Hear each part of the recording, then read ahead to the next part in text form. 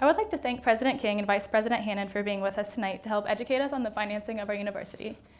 And with that, I'd like to let you guys make your opening remarks. It almost sounds like a trial here.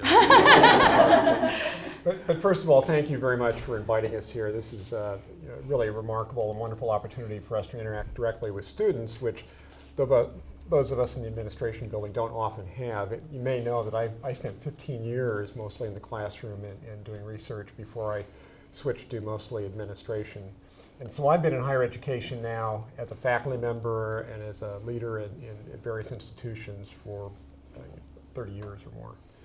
And so that's the perspective I come from. But I'm really impressed with what happens here at Ball State University. I have to say Ball Bearings is an award-winning magazine. It wins national awards. It certainly is something that we look forward to bragging about to all of our constituencies out there. So we really appreciate the opportunity to spend some time with you. This is an important topic, and I have to tell you, my years in higher education, this has been the most important change over that period of time. And I think those of you who've been around as faculty members, perhaps in higher education for a long time, have seen these changes happen. It's a huge area of discussion. We can talk about that. I'll make some very general comments about what's happening nationally. And then Mr. Hannon will talk more about some more facts and figures and specifics for Ball State, put into those contexts. But what's happening here is not unusual.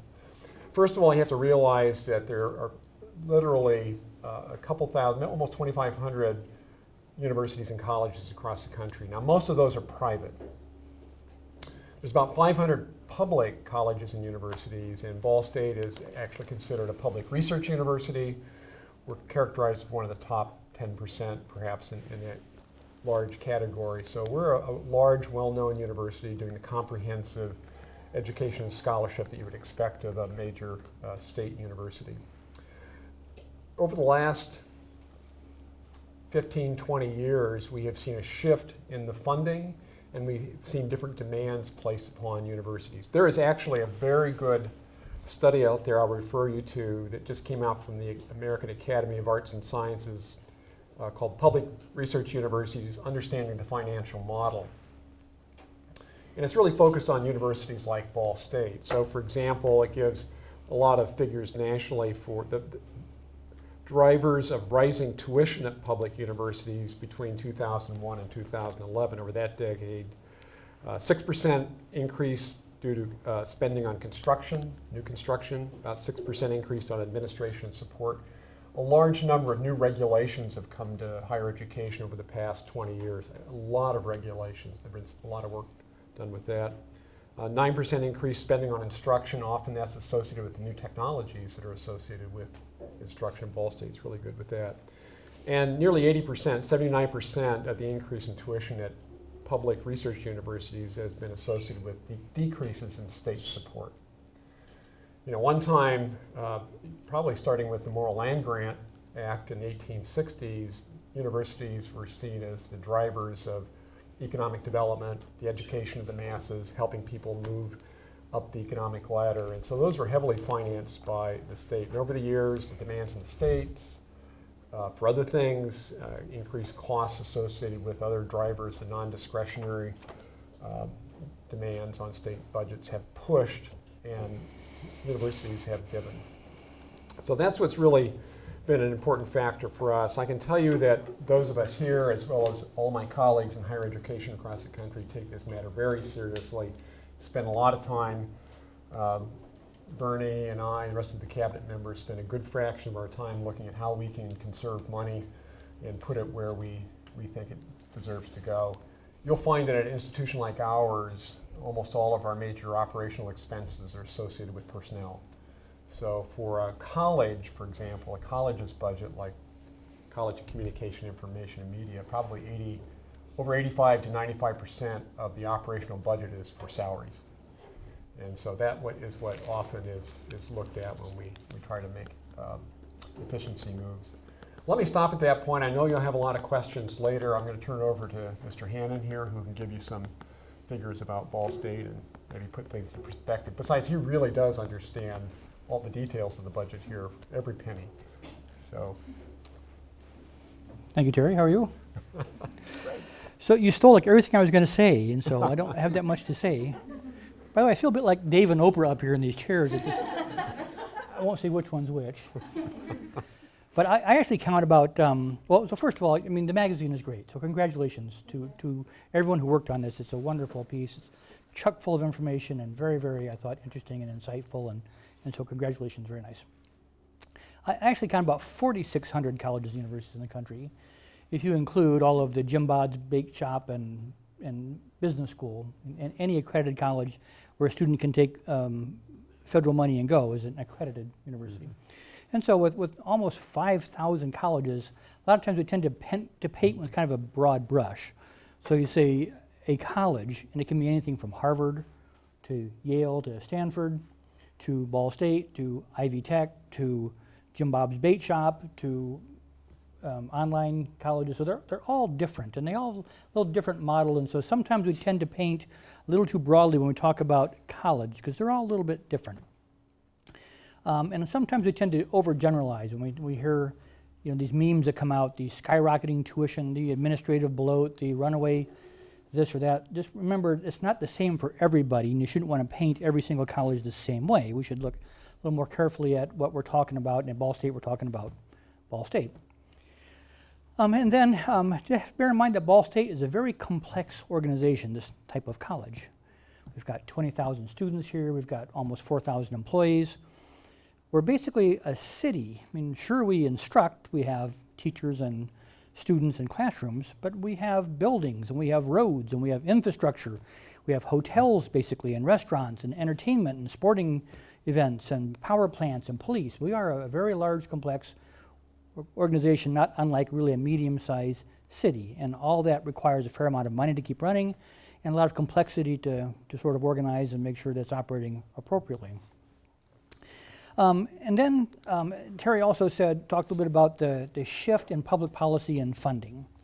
So the first country in this college was founded in 1636, Harvard. We had probably a dozen or so colleges operating in this country before the American Civil War. They sort of blew up a great deal after the American Civil War and into the 1862 Morrill Land Grant Act, where the federal government gave tons of land to states to start colleges. Those were all the A&Ms, Texas A&M, Alabama A&M. Indiana has an A&M, but they call it Purdue. Ball State was founded in the giant wave of teachers' colleges, or normal schools as they were called, back at the turn of the last century. We were born in the last century.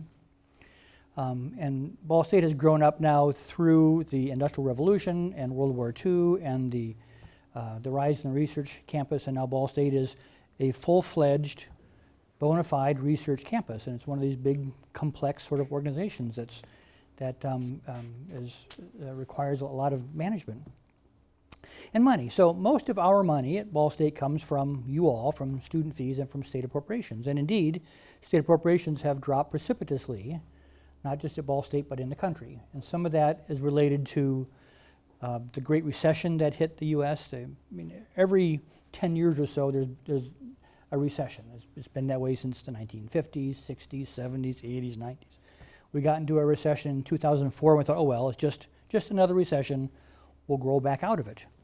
And then the Great Recession hit in 2008-09, and we have to this point really never fully recovered from the 2004 recession.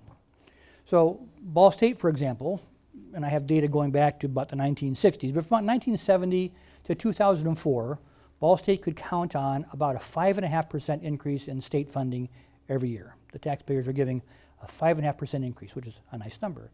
Since 2004, our state appropriation increase is 0. We're operating on the same money that we had in 2004, and it's not unusual across the country. Indiana, as a state, is a relatively low-income state. You probably know we're now down, I think, 38th in the country in per capita income, so we just don't have a lot of tax revenue in the first place. And as Terry said, there are a lot of demands on the budget. And as you also know, there's been a pretty good backlash against government. When government is sort of seen as a bad thing and overspending and overreaching and so on. And so there just hasn't been much desire to put money into government and into taxes, and there have been a great wave of tax cuts.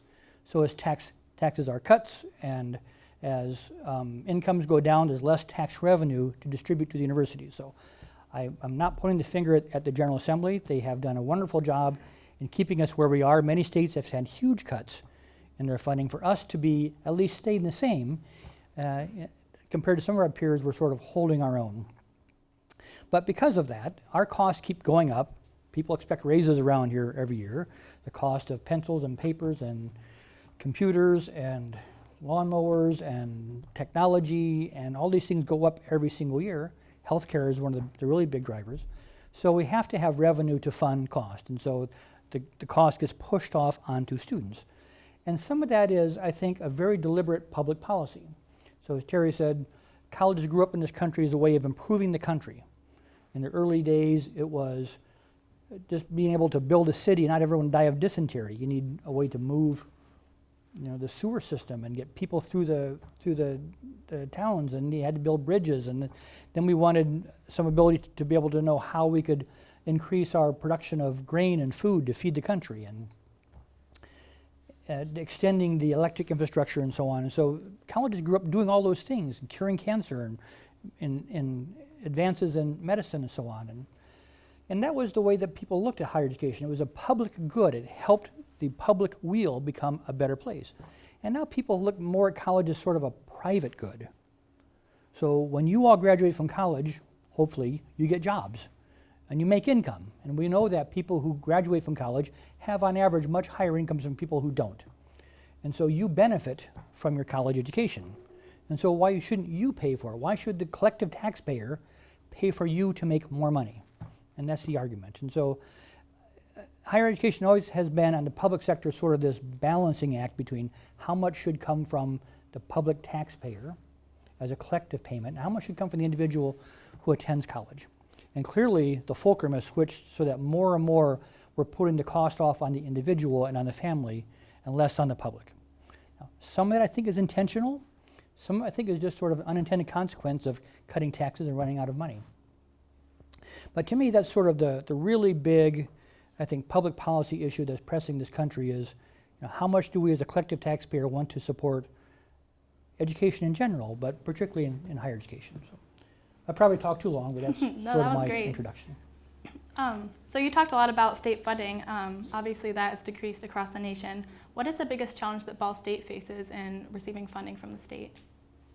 Well, I'll take a first stab. So there are two big obstacles. One is just the total amount of money available. As I said, Indiana, the per capita income is dropping compared to the rest of the country.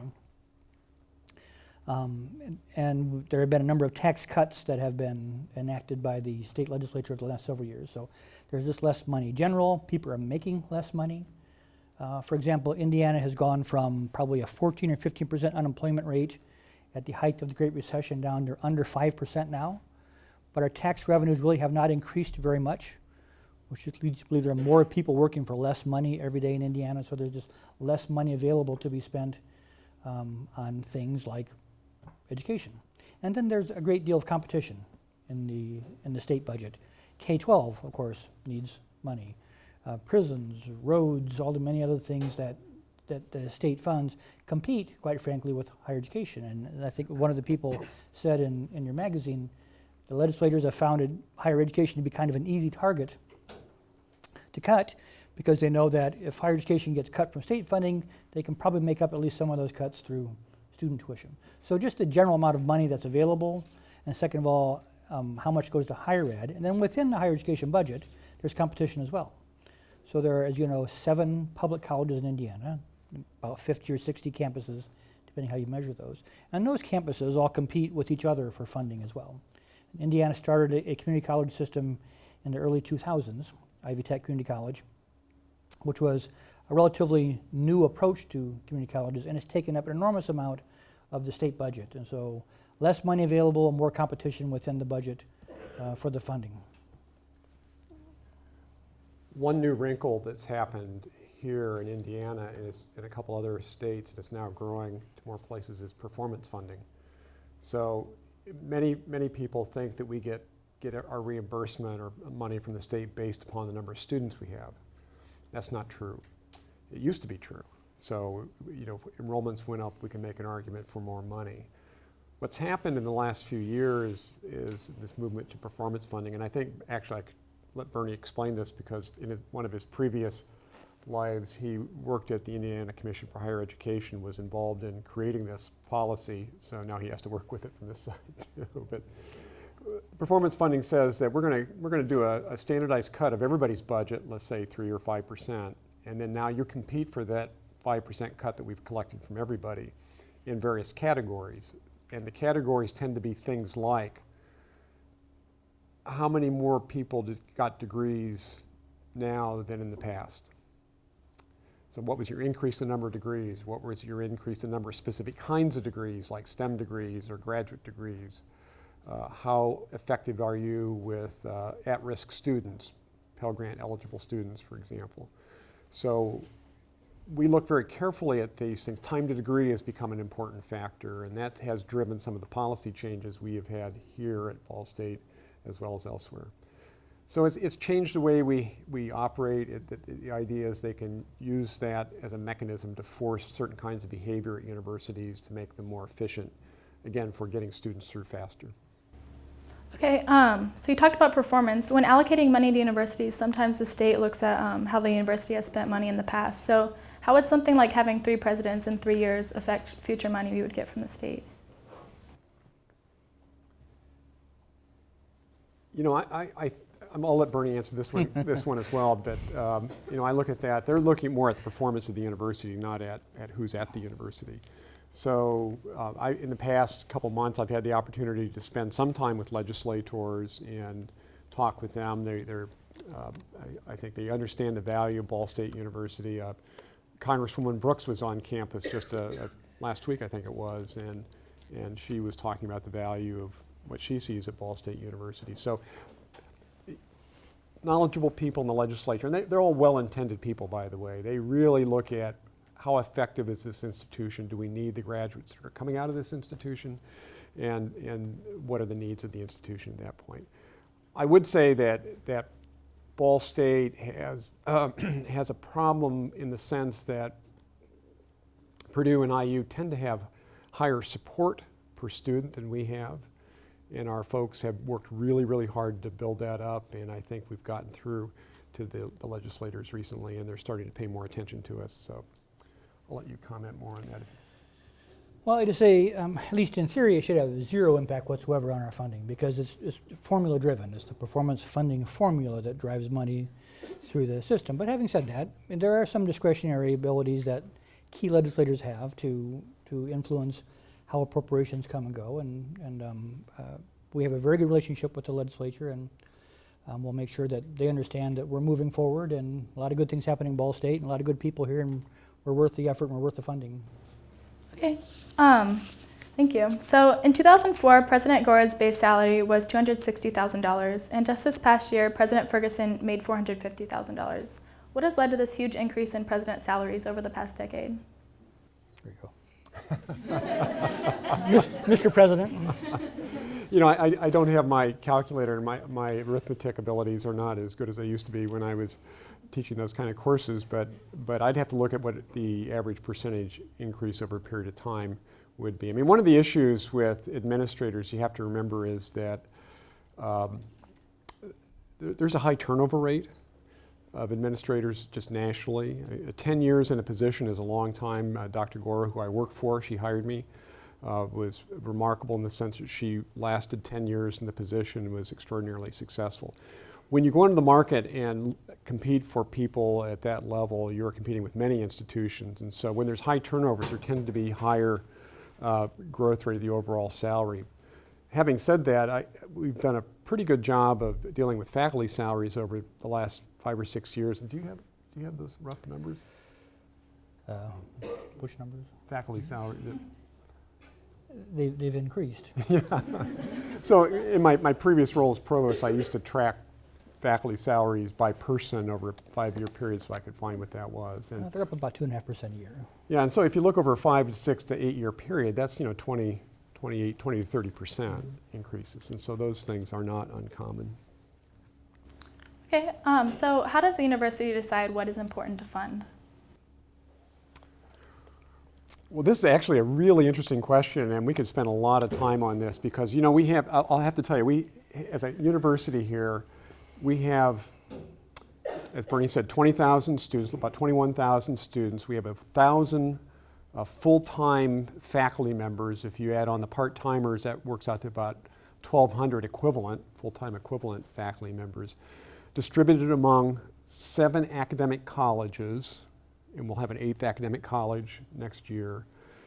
And approximately, there's 48 academic departments distributed in those colleges, offering on the order of 200 undergraduate degrees and programs and 100 graduate programs. And every one of them is different, okay? So when we make a decision about what do we do new, as an example, let's take the College of Health.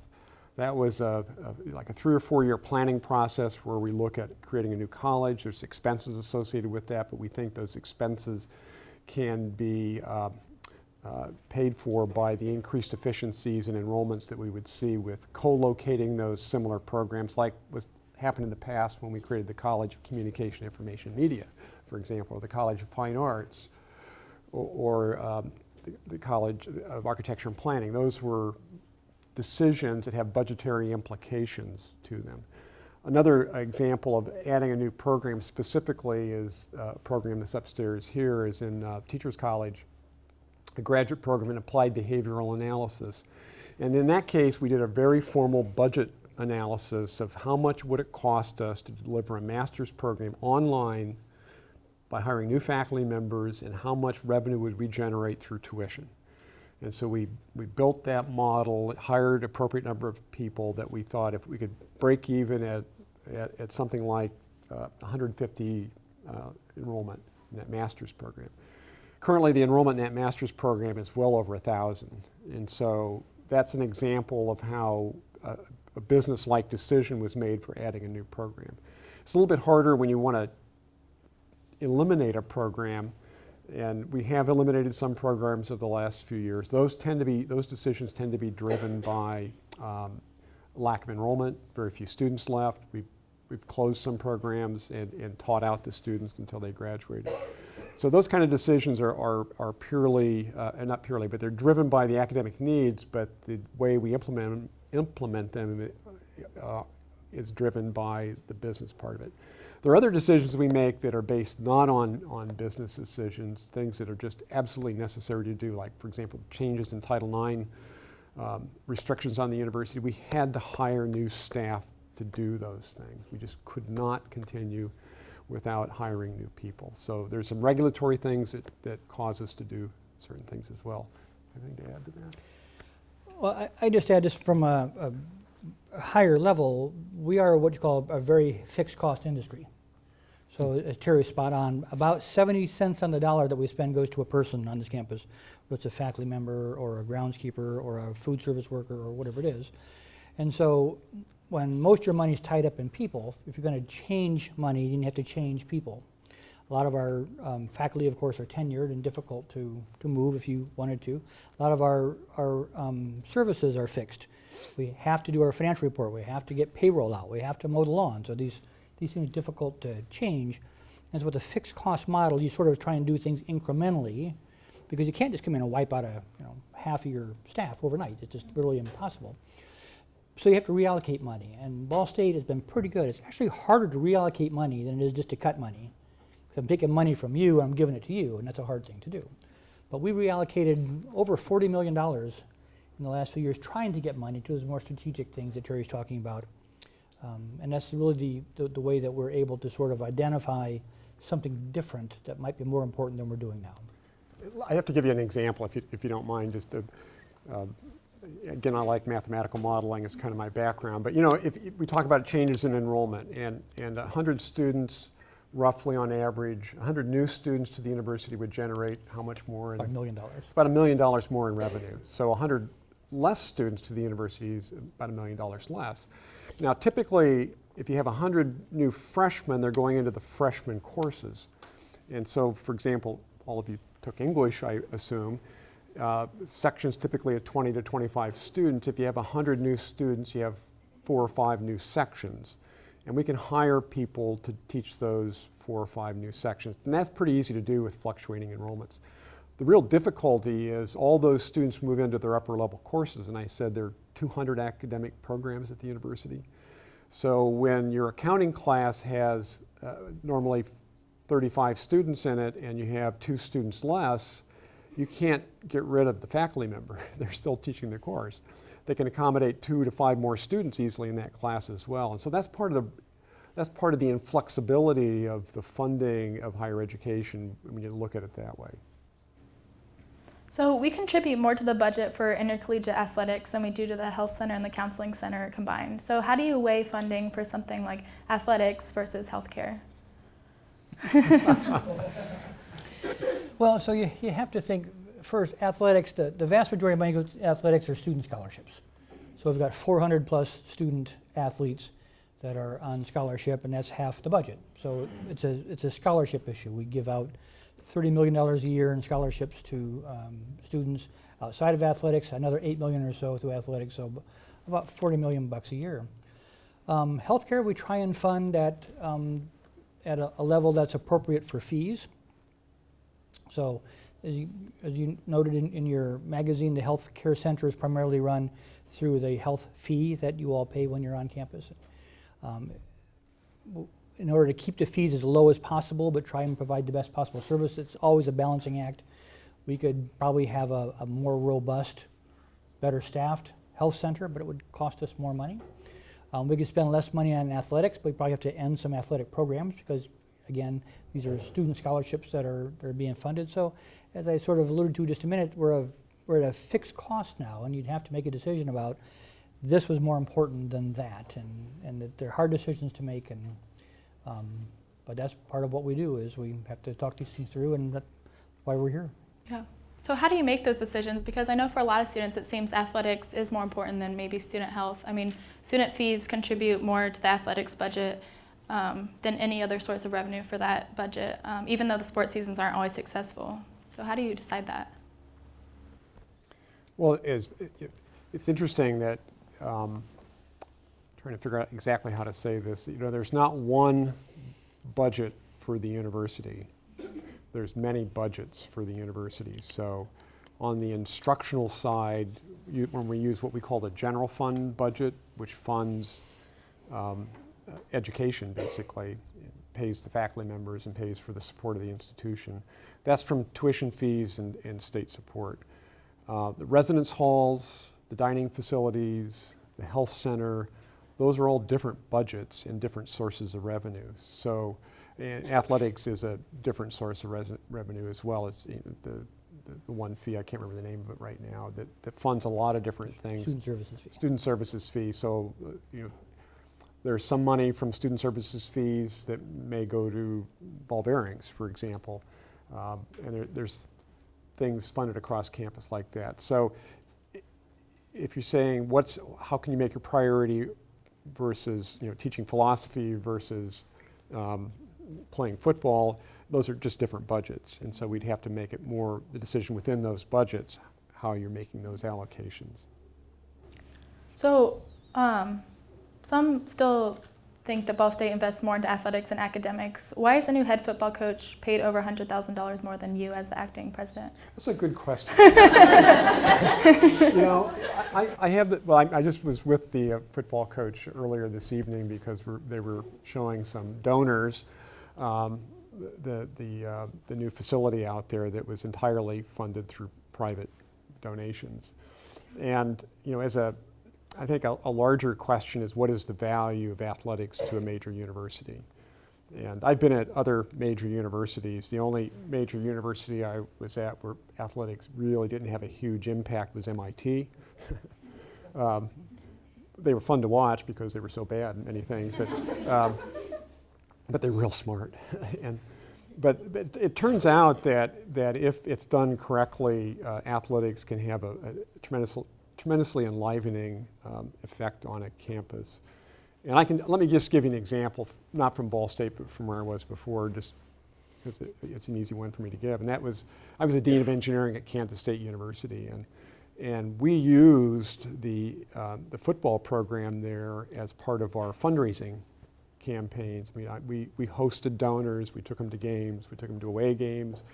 And from the academic side, that was enormously valuable because the budgets there were just as tight as they are here, but when we get gift money from our donors saying, here, use this to support the academic mission of your college, your departments, your student scholarships, that was enormously beneficial. So on balance, it's hard to make those comparisons right away, saying, this person makes this and this person makes this, why that imbalance. Everybody has a different part to play at the university. Not really directly at your question, but I think it really points out that there's a larger discussion around these things. One could also say, what's the value of the cultural activities on campus? And I would say they're enormously valuable. They don't generate revenue necessarily, but they're enormously valuable to the institution. Does that differ at a university like Ball State, where not as many students are attending the football and basketball games? I think that's something we need to work on because we could have a better, our budgeting could be better on those if we had more people attending the games. Now, students get into those free, and still we don't have many students attending. And the same thing was with cultural events. Students can get in free for most of those things or get tremendous discounts when there is a paid event. But I think that's something that we as an institution could look forward to improving in the near future. Do you want to make any comments about those things, budgets? Well, the only thing I'd add is, this is part of why we're here, and what your responsibility is as students of this institution is to let us know what's important to you. And if you say to us, hey, we don't want an athletic department, we don't want to have Division I athletics, we'd rather have money put into the health center, or money put into reducing tuition, or money put into more money for fill in the blank. You have every right, I'd say responsibility, to let us know those things. Right now, we assume that you all want a Division I athletic program. That's what we have. And unless we hear otherwise from you all, it's what we'll continue to do. And then I would just say on a question of salaries, and it goes back to the president's question as well, is the way that this country operates is a free market supply and demand. And guys like Terry are a dime a dozen, but football coaches are hard to get. And so whatever the market will bear, we certainly make sure that when we're talking to the athletic department and they say we need to hire this coach, we say it's the best guy you can get you get somebody better than that for less money? And they say this is the best guy we've got. So some of it's just simple supply and demand. Okay, thank you. I'm going to transition a little bit. As we wrote our stories about the financing of the university, we found it was difficult to get some of the documents that we thought would be public information. So what's the importance of transparency to the university? Well, let me just talk for a minute about the finances, and I'll let Terry talk more broadly. So remember my context. I'm the university's CFO. So I live, breathe, sleep. There's not a day of my life doesn't go I'm not thinking about the university's finances. And so for me to say it's not transparent is like asking a swimmer why don't we know how to swim. And so first I have to step out of my role and look at it from the outside for a minute. And I think there's been I think I would turn the question on its head a little bit. So I would say in every question that was raised in the magazine and every issue that was raised, there is publicly available data that has all that stuff. It's in the items that go to the Board of Trustees, it's in the financial reports, it's in the presentations that I or the president make to the board or to legislators or to whoever else. And so I know it's there, and I know how to find it, I know what it is, but I think the issue has been it's just not easily accessible and understandable. So if transparent means it exists but I don't understand it, then I think that we do have a problem. And I think we need to try and fix that. And so I'd also say that, again, as I read your magazine and I listened to the online piece that you guys did, I'm the university CFO, and no one came to me and said, hey, help us understand the university's finances.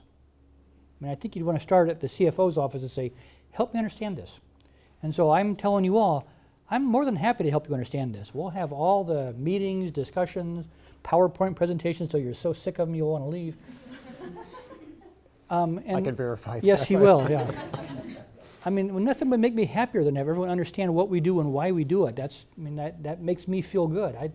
That's what I want you all to know. And so maybe we can sort of step back and say, all right, so maybe the stuff is there, but it's not as clear as it can be. And some of that's because of my own My own bias and context, because I'm so used to it, I know it so well, I assume other people do, which is sort of a bad assumption. So my pledge to you all is I'd be more than happy to work with you and any of your people to help you understand this in any way that I can. Just to build on that, a few years ago, when President Gora was still here, we went to every college and gave a presentation about the state budgets and how that was influencing what we were doing at the university, showing where the revenues were coming from and why they were there. And I have to say, most faculty members at that time said that, wow, we never knew that. We just didn't know that was going on. So, this is not an intentional program to shield you from any sort of knowledge there at all. It's just, I think, as Bernie said, this is not simple stuff. It's all there. I mean, we're a public university. Our finances are always public. They have to be. They go to the State Board of Accounts and all that stuff. So we can work on that. Okay, you said most of it is available online. If transparency is important, why was the information about something like President Ferguson's resignation made public, especially when it's such a huge cost to the university?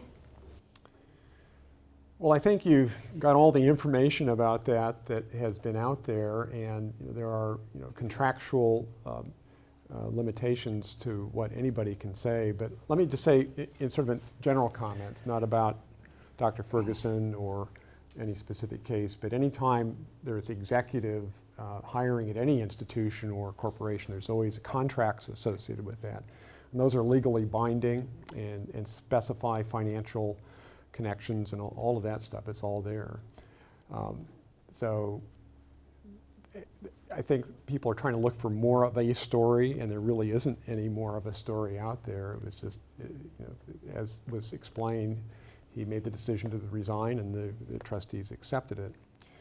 Now, in terms of expense, again, these were contractual things, and I can assure you that we have looked at the expenses, and we're not spending more money than we would have otherwise. So, in fact, in some cases, we're looking to economize in areas. So I feel very comfortable that we're not spending more money because of this. We, in fact, may be spending somewhat less. So whose decision is it to make those contracts confidential? Excuse me? Whose decision is it to make the contracts confidential? Those who are party to the contract. Okay, and that's happened with all presidents that have resigned in the past? Well, I don't know because I wasn't here then, but I'm assuming so. But when you resign. But when I resign, you can know exactly why, when I retire. Okay, so how does the university decide how to allocate money in the general fund? Sure. So as I said earlier, we're a very heavy fixed cost organization. And so we sort of start with whoever got what last year. And because we're so heavily people. And the general fund pays for what we call the core function of the university. The teaching, the research, the service. The general fund doesn't fund athletics, it doesn't fund the housing and dining system, it doesn't fund the Emmons programs, it only funds the core teaching and research function of the institution. So that really is primarily faculty salaries and the administrative overhead that makes university run, to turn the lights on, to process the payroll, make sure that we're in compliance with IRS rules and so on. So you start with where the money was before. Now, you all have choices, which is a wonderful thing. You can be journalism majors, you can be math majors, you can be science majors, whatever you want to do. And so students sort of ebb and flow through the system, and the colleges ebb and flow as people come and go and so on. And so we have to make some adjustments for where people are. But generally speaking, again, with a very fixed cost system, we sort of take what we did last year. If we have any extra money, which we haven't had in quite a while, as I said, since the great 2004 and the 2008 recessions, we've had virtually no new money. Our total budget has only gone up about 2% a year since 2008, and that barely keeps up with inflation. So without some way of trying to reallocate funds. So it's sort of a long answer to a question that says it's primarily what we spent last year, and if we're doing something that we shouldn't be doing, we try and cut it out or reallocate it. Okay. You kind of talked about before the health center being funded completely by student service fees. Why is that the only free student service that is funded completely by students? It's actually not. So, for example, the housing and dining system is entirely funded through fees. So we call it a closed system. So every dollar that goes into housing and dining stays in housing and dining. It only pays for the housing and dining system. It pays for residence halls, it pays for the food systems, it pays for the food, it pays for the people who run it and so on. That's entirely a fee-driven system.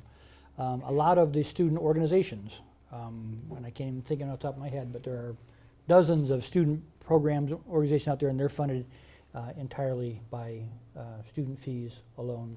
The Recreation Center funded entirely through student fees and nothing else.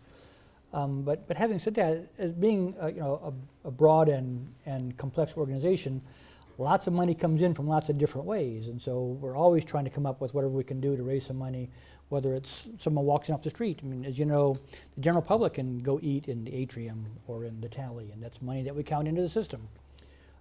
People can rent the facilities on campus for a wedding or for some sort of event, and that's money comes into the system. So it's very rare to have any one thing funded only by one source. Most things have multiple sources of funding. And then I think it's important to think of the general fund particularly as sort of a punch bowl of funds. So money comes in from the state legislature, comes in from student tuition, comes in from student fees, comes in from sales and service, comes in from lots of different sources, and it gets dumped in this one big pot, and then it gets distributed out. And it's impossible to say how much of that general fund money that went to journalism, for example, came from student fees, how much came from state appropriations, how much came from a gift or a grant, because it's all intermingled. It's a fungible pot of money. And so it's difficult to say very few things are funded only by student fees, because they're usually some sort of mix of funds. But as Terry also said, we also try and, through our cost accounting, try and direct certain funds to different things, so we can both keep track of where the money comes from and where the money goes. And then too, there's also a bit of a principle in financing that people should pay for what they use, and people shouldn't pay for what they don't use. You know, we don't charge people who don't live in residence halls residence hall fees because they don't use them. And so that model is what we sort of use to guide what we fund with student fees, what we fund with fungible funds, what we fund with restricted funds. So if you're basing it on what students use, I know the students that are using the health center and the counseling center is going up, where a lot of students aren't going to the athletics game. So how does that play into what students use? Well, I'd say if students don't want an athletic program, then we need to cancel it. But if in lieu of canceling it, we have salaries to pay, we have students who are on scholarship, we have facilities built and so on. So it would be difficult to shift the funding. Now, if we see a bigger demand at the student center than we can handle, we start feeling like our students are being put at risk because their health is not good, then we would find some other way to reallocate funds or maybe increase fees to help pay for it.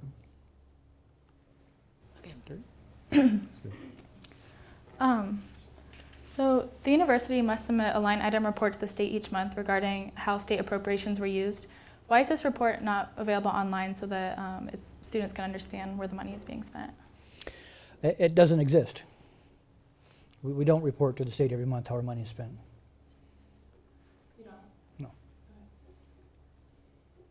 How often do we actually give Well, it depends on the level of funds and the project, but we report back to the state every year through a budget request, generally how our money is spent. But there's a monthly request for funds, but there's not a monthly report that says how the money was spent. So are those reports ever put online? I don't think they exist. So you never, what do you do to report to the state? I'm just trying to understand, how do you report to the state? Do you report to the state at all, how we use our money? Not in any detail, no.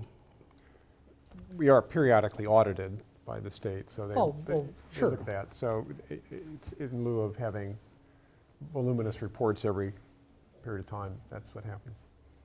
Sorry, I didn't have my accounting hat on. We have to report how the money was spent in terms of this much in salaries, this much in benefits, this much in utilities and so on, and that goes to the State Board of Accounts. And it's probably online to the State Board of Accounts webpage, but if you haven't seen them, I'm happy to show them to you. Okay. So why isn't specifics about how student tuition money is spent put online as well? Well, I guess I would say, again, most student tuition goes into a big pot of money and goes in the general fund.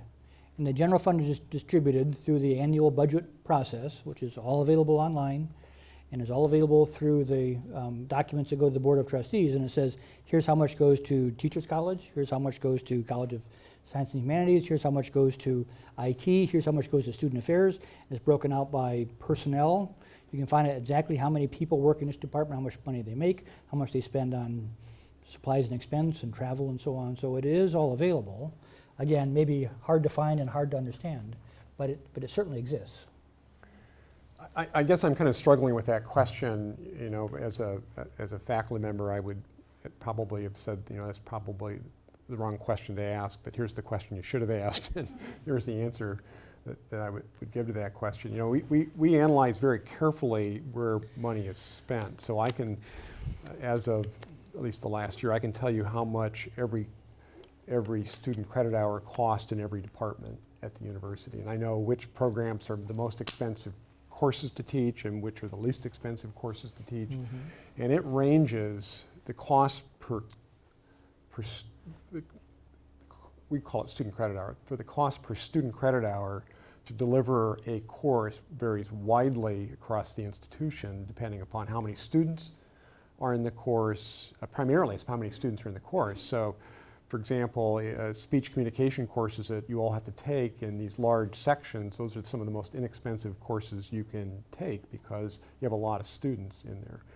If you're in music, those are very expensive courses to take because there are often lessons associated with them.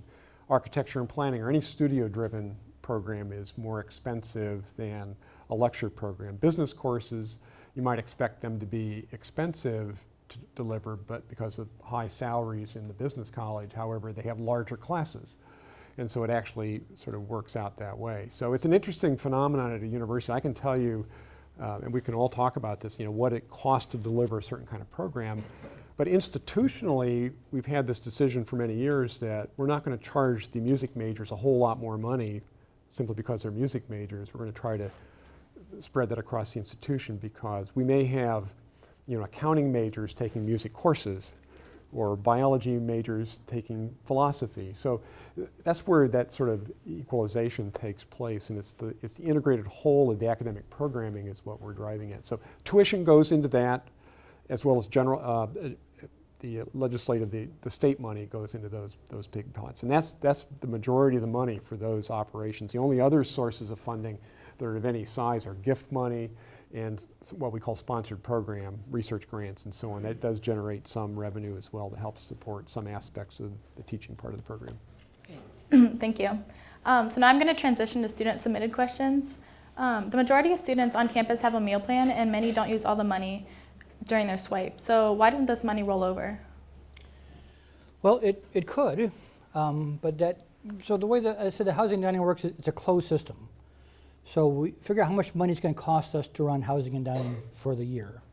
And that will include things, and I thought your article actually did a nice job of laying out, you have to pay for the buildings themselves, you have to pay for the heat, the light, the equipment, the stoves, the serving trays and all that stuff to get it running. You have to pay the people to cook, you have to buy the food. And so after all those things are budgeted, then you have to come up with a rate and amount of money to pay for it. And some of those things are fairly fixed. Like whether we have 7,000 students or 6,000 students living in the residence halls, it costs us the same to heat it or to light it or to clean it. It costs the same whether we have 1,000 people or 2,000 people eating in the atrium. You still have to staff the cashier, you still have to clean the tables and so on. But usually you buy less food, so because the few variable costs in housing and dining are food costs, and sometimes you can sort of control how late places are open, how many of the food service places are open for hours and so on. And so if people are buying less food, we're charging less money. And so if people are only using half or 2/3 of their food allocation, then we're spending less money on the whole thing. If people started using all of their money all the time, it would cost more money. So we'd raise the price. Now, where it gets interesting is if one person is spending their full, I think it's $8.20 for a lunch and some people only spending $4, the person paying $4 is not getting the full price of their meal. So they're subsidizing the people who are getting $8. So it makes sense that you all spend your full $8, but that's up to you. So we could roll over those funds, and a lot of colleges have that model. You point out, I think IU uses a model where you get this many points, and whether you spend them in a week or a month or a year, that's what you get to use, and we could do that. We actually have kind of an interesting, and you probably haven't attended other colleges because you're mostly undergraduates, it looks like, but some colleges do this differently. Purdue, for example, for a long time had, and when Terry and I were in college, you probably had the old, the all-you-can-eat places. We call it the all-you-can-stand cafe, where you go in and you just eat yourself sick and you walk out again. And that's how people gain 15 pounds as freshmen, which I've never lost, by the way, for some reason. But at Ball State, we've gone with this, we'll call it an equivalency. So you can walk in and buy what you want and then walk out with it. You can take it back to your residence hall, you can sit out in the quad and eat it, you can do whatever you want with it instead of having to sit in the residence hall and eat your food at the same time. And so there's this trade-off between the model that we use and other models. Some are more expensive, some are less expensive. Our model has the lowest amount of waste. I mean, I think we donated 5 million tons of food last year to food banks because it was food that we couldn't sell. Purdue donated 20 million tons, and so it's a very inefficient system. So always trying to find that right model between how should we price our meal plan, how should we fund our meal plan, what's the best way to give the best price to students but still be economically and environmentally and socially efficient with how we do things. So we could go to a different plan if people would prefer to say, I want my 1,800 points and I want all semester to use them. We could do that. It would probably be a more expensive system. But there are other models we can look at. And by the way, we have a brand new dining service person coming online this fall, so it'd be a great time to think about some changes. So how would a student go about voicing if they want that? What do you think? Do you want that? Well, so we've been using this thing called My Voice. You've seen that before? You guys, that would be one way to do it. We could put out a My Voice request to find out what's going on, but just telling us. I mean, email the board, email me, email the president, show up at board meetings. Just let us know what's happening. Put an ad in the Daily News. Write a magazine and ball bearings about it. You just got to let us know.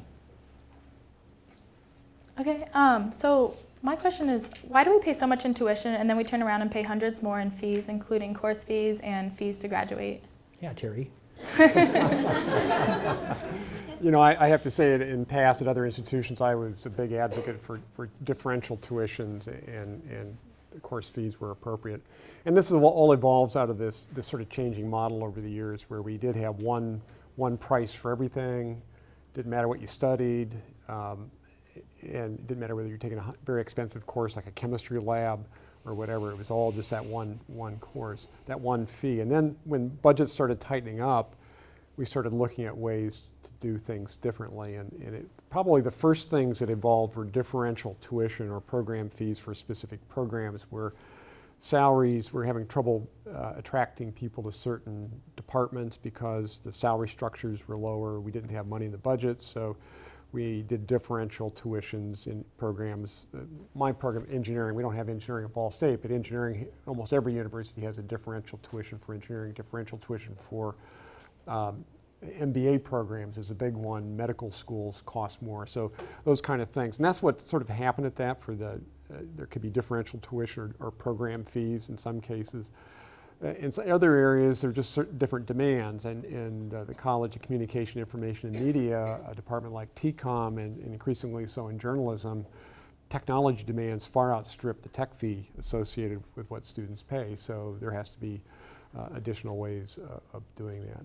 But it's just purely an economic thing, trying to allocate, as we talked about earlier, pay for those things the students use in that area where it made sense.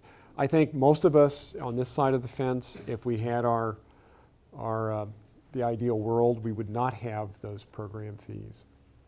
We would make it a one-size-fits-all cost for going to the university. But I hate to say this, but that's kind of the socialist view of higher education, that we socialize the cost of education and spread it across everybody. Okay, why do students have to pay to complete internships when most internships are unpaid? Well, actually, I think most internships are paid, but where you pay for an internship is where you're also getting academic credit for it, or as a requirement, because those internships have to have some sort of supervisory input from a faculty member. So you're paying somebody's salary basically to do that. It's an accreditation issue. You know, if you're in a program, I'm trying to think of one right now, but like construction management, where a student is required to have an internship, paid or not, but that internship is for credit, then a faculty member is also associated with it. There are many internships where there is no connection to the academic program. In those cases, the students don't pay anything for that to the institution. In fact, the institution may not even know about it. I know personally, like for me, I had to complete an internship. It was unpaid. I paid over $900 to do the internship, and most of my interactions with the professor were just turning in summaries of what I completed. It was no coursework or lecture or anything. So is there a way to change that? Maybe make it 0 credit hours so we're not paying for the credit hours we're getting for that?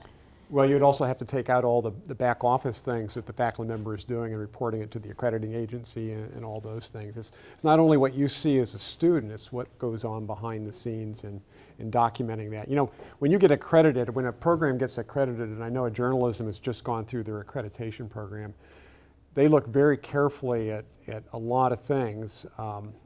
One of them is, what are the requirements for the academic programs? What are students expected to do? And you've got to prove that they're doing it. So what you see happening is only part of what the faculty member is doing for that internship. The other part is behind the scenes and making the case to the accrediting agency. Okay. Sorry. So the reason that we've had this conversation, I've had all these questions, is because college is becoming less and less affordable for so many students. So what solution, if any, is there for making college more affordable? You know, Ball State's done some really interesting things in the last few years, and I think we've been quite creative about it.